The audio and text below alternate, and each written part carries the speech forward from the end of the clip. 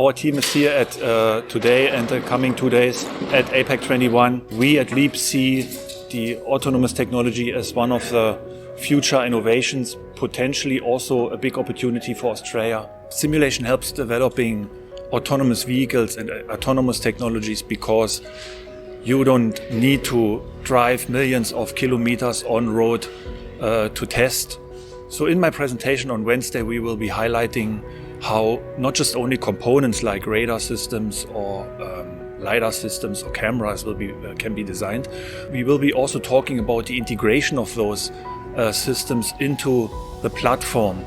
You can do many things in an open loop real-time simulation where the sensor, the software and the decision making is all part of the entire simulation. So of course the technology also benefits especially startups, young companies who don't have the money and the resources to drive millions of kilometers of tests each year.